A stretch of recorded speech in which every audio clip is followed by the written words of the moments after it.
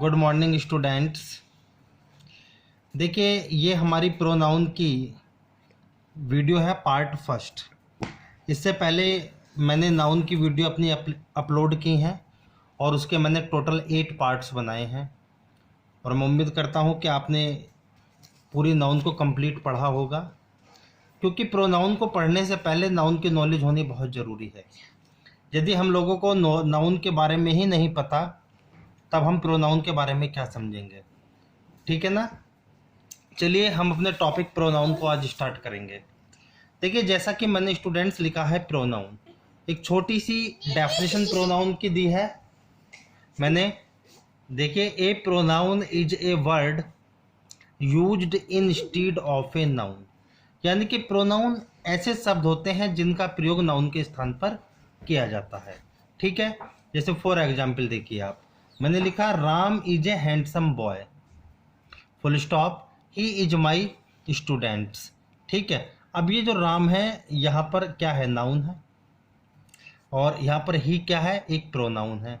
It means मैं noun को बार बार repeat ना करके प्रोनाउन का यूज करता हूँ।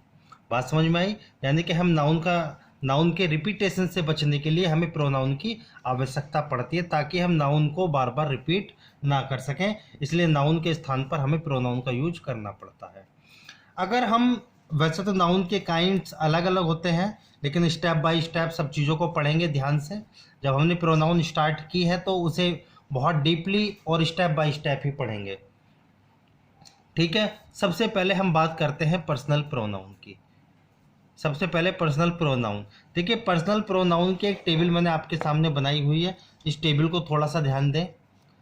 ठीक है। अगर हम पर्सनल प्रोनाउन की बात करें तो पर्सनल प्रोनाउन गिनती में देखें तो 7 होते हैं। कितने होते हैं? There are 7 personal pronouns. I, we, you, he, she, it और दे। मैंने इन पर्सनल प्रोनाउन जो ये टोटल नंबर में 7 होते हैं, इन्हें हमने 3 भागों में डिवाइड कर दिया। 3 भागों में इन्हें हमने डिवाइड किया। सबसे पहले फर्स्ट पर्सन। अगर मैं फर्स्ट पर्सन की बात करूं तो फर्स्ट पर्सन आपके सामने है आई और वी। ठीक है। सेकंड पर्सन होता है हमारे सामने यू। ठीक है। अगर हम थर्ड पर्सन की बात करें तो थर्ड पर्सन में हमारे सामने होते हैं ये अलग अलग प्रोनाउन, ही, सी, इट और दे। ये 4 थर्ड पर्सन कहलाते हैं। बात क्लियर? देखिए, अब अगर हम इस आई की बात करें फर्स्ट पर्सन में, तो ये आई अपने आप में सिंगुलर सब्जेक्ट की तरह यूज किया जाता है। सिंगुलर होता है आई अपने आप में। अगर इसके बिहेव को हम वॉच करें तो ये अपने आप में सिंगुलर होता है, सिंगुलर होता है। ठीक है। और अगर हम इस वी की बात करें तो ये अपने आप में प्लूरल होता है। केवल 2 टेंस मेरे सामने ऐसे आए, एक तो प्रेजेंट इंडेफिनिट और दूसरा प्रेजेंट परफेक्ट, जिसमें आई का बिहेव हमेशा प्लूरल की तरह यूज किया जाता है। इसका बिहेव प्लूरल होता है, लेकिन अदरवाइज ये हर जगह सिंगुलर का ही काम करता है। ठीक है। अगर हम सेकंड पर्सन की बात करें यू, अगर हम इस यू की बात करें तो इस यू को अगर हम देखें, ये अपने आप में सिंगुलर भी है और ये अपने आप में प्लूरल भी होता है। बात समझ में आई? अगर मैं आपसे कहता हूँ I am talking to you, इसका मतलब है कि मैं आपसे बात कर रहा हूँ, तो यू का बिहेव कैसा है? सिंगुलर। लेकिन अगर मैं कहता हूँ क्लास के अंदर आई एम टीचिंग यू, तो इसका बिहेव कैसा होता है? हमेशा प्लूरल। हमें याद रखना। ये अगर हम इस ही की बात करें तो ये ही अपने आप में सिंगुलर है, सी भी अपने आप में सिंगुलर है, इट भी अपने आप में सिंगुलर है, और ये दे अपने आप में हमेशा प्लूरल होता है। ये सारे के सारे जो नाउन होते हैं ये नॉमिनेटिव केस कहलाते हैं। क्या कहलाते हैं? Subjective case.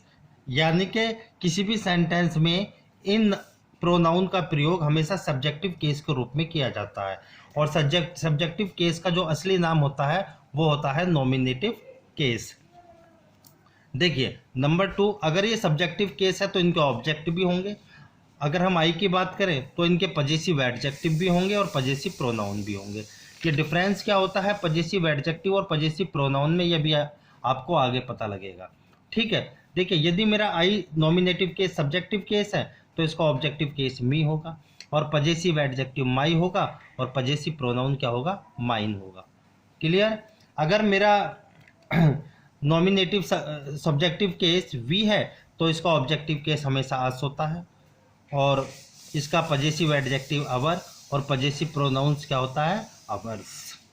अगर हम सेकंड पर्सन की बात करें तो यू हमारा नॉमिनेटिव केस यानी कि सब्जेक्टिव केस होता है, और ऑब्जेक्टिव केस यू का ऑब्जेक्ट यू ही होता है, और इसका पजेसिव एडजेक्टिव क्या होता है, योर, और पजेसिव प्रोनाउन योर्स।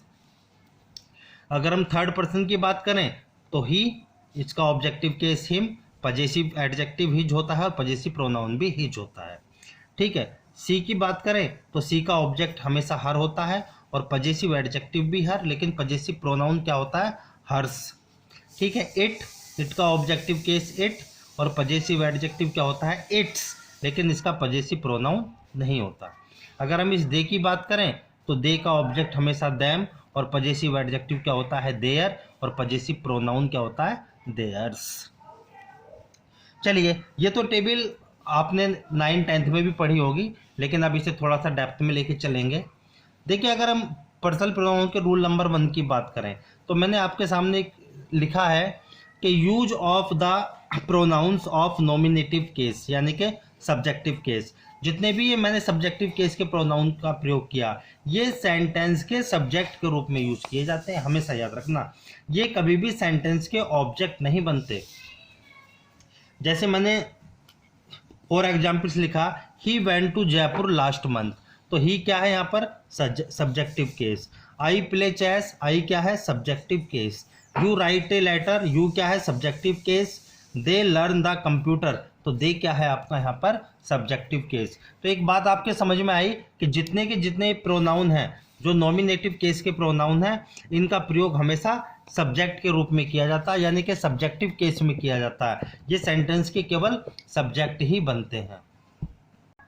चलिए स्टूडेंट्स, रूल नंबर 2 की तरफ चलते हैं।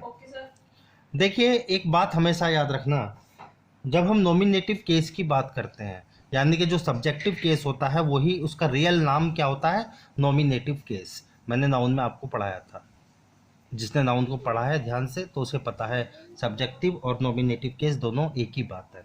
देखिए, यदि दो सब्जेक्ट को कंजक्शन एंड से जोड़ दिया जाए तो वो दोनों हमेशा सब्जेक्टिव केस में ही होंगे, हमेशा याद रखना।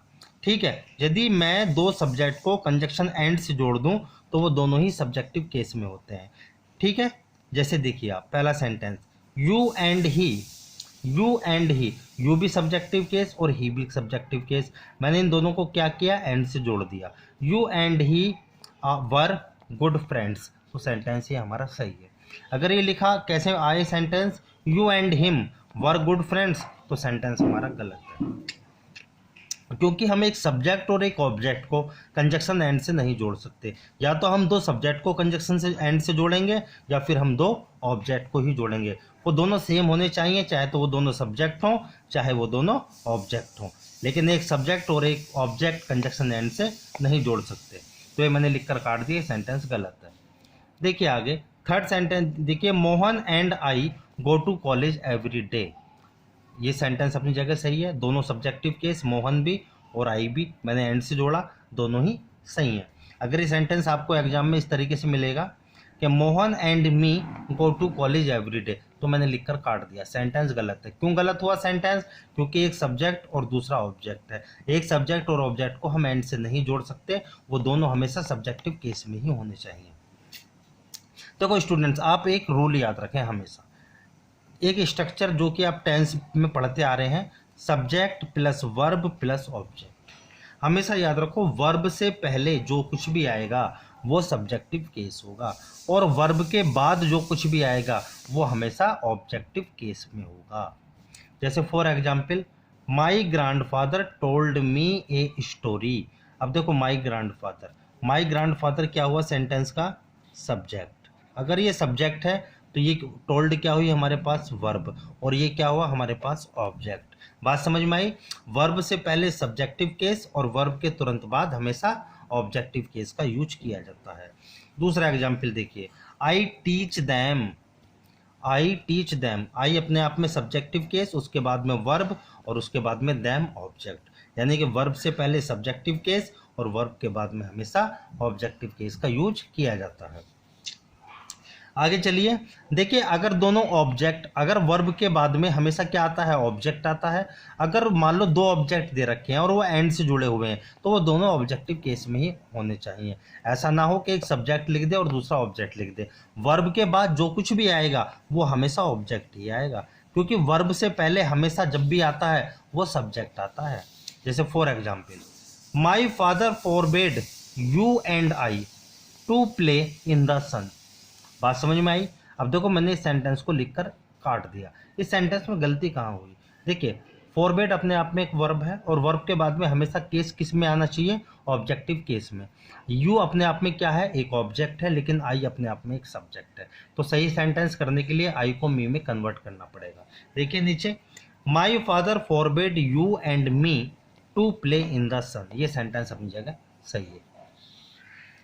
नेक्स्ट एग्जाम्पल देखिए, the principal allowed her and me to take rest in the common room. Sentence अपनी जगह सही है। देखिए वर्ब से पहले सब्जेक्टिव केस, और वर्ब के बाद में यदि एक ऑब्जेक्ट है तो वो भी ऑब्जेक्टिव केस में होगा। यदि दो ऑब्जेक्ट दिए हों तो दोनों ऑब्जेक्ट को आपको कंजक्शन एंड से जोड़ना है। हर एंड मी वो दोनों ऑब्जेक्टिव केस में ही होंगे। बात क्लियर हुई? देखिए next example, third example, my mother invited Raman and me to lunch. बात समझ में आई? वर्ब से पहले सब्जेक्टिव केस और वर्ब के तुरंत बाद ऑब्जेक्टिव केस। ये भी एक ऑब्जेक्ट है और ये भी एक ऑब्जेक्ट है। मैंने दोनों ऑब्जेक्ट को कंजक्शन एंड से जोड़ दिया। बात समझ में आ रही है? मैंने दोनों ऑब्जेक्ट को कंजक्शन एंड से जोड़ दिया। जब कंजक्शन एंड से ये दोनों ऑब्जेक्ट जुड़ गए, वर्ब के बाद में हमेशा ऑब्जेक्टिव केस ही आता है। नेक्स्ट एग्जाम्पल देखिए, ही सेव्ड वीना एंड मी। तो वर्ब से पहले सब्जेक्ट और वर्ब के बाद में ये भी ऑब्जेक्ट और ये भी ऑब्जेक्ट, दोनों वर्ब को एंड से जुड़ा हुआ। कुल मिला के एक बात समझ में आई कि वर्ब से पहले सब्जेक्ट और वर्ब के तुरंत बाद ऑब्जेक्ट। यदि वर्ब से पहले दो सब्जेक्ट है तो वो एंड से जुड़े होंगे। वर्ब के बाद में यदि आपको दो ऑब्जेक्ट भी दिए हैं तब भी वो दोनों कंजक्शन एंड से जुड़े होने चाहिए।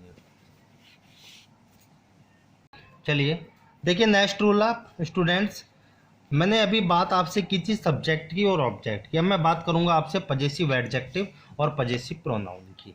देखिए पजेसिव एडजेक्टिव क्या है? जैसे आपने लिखा माई, अवर, योर, हिज, हर, देयर, ये सब क्या है? पजेसिव एडजेक्टिव है। हमेशा याद रखना पजेसिव एडजेक्टिव के तुरंत बाद नाउन का यूज किया जाता है। किसका यूज किया जाता है? नाउन का। ये विदाउट नाउन यूज नहीं हो सकते पजेसिव एडजेक्टिव। जैसे फॉर एग्जाम्पल देखिए, my father is coming, my possessive adjective है तो उसके तुरंत बाद नाउन। योर ब्रदर, योर अपने आप में पजेसिव एडजेक्टिव है, noun. Your car possessive adjective है, noun. Her sister wrote a letter, तो हर सिस्टर क्या है? हर अपने आप में पजेसिव एडजेक्टिव है, नाउन है। तो ये यानी कि आपको एक बात याद रखनी है, पजेसिव एडजेक्टिव के तुरंत बाद हमेशा किसका यूज होगा? नाउन का ही यूज किया जाएगा। सेकंड एग्जाम्पल पे जाइए, सेकंड आ जाओ। देखिए पजेसिव प्रोनाउन, पजेसिव प्रोनाउन का प्रयोग हमेशा विदाउट नाउन किया जाता है। यानी कि पजेसिव प्रोनाउन के तुरंत बाद नाउन का प्रयोग नहीं किया जाता। याद रखना, पजेसिव एडजेक्टिव के तुरंत बाद नाउन कंपलसरी आएगा, लेकिन पजेसिव प्रोनाउन के बाद नाउन का प्रयोग कभी भी नहीं होगा। विदाउट नाउन पजेसिव प्रोनाउन का यूज किया जाता है। पजेसिव प्रोनाउन मैंने ऊपर टेबल में भी समझाए, जैसे mine, ours, yours, his, hers, theirs, ये सब क्या है? Possessive pronouns. देखिए फॉर एग्जाम्पल को समझे, योर्स मैंने लिखा योर्स, ठीक है, yours. Yours is a new car. बात समझ में आई? मैंने लिखा yours is a new car. अब देखो योर्स अपने आप में क्या है? पजेसिव प्रोनाउन है।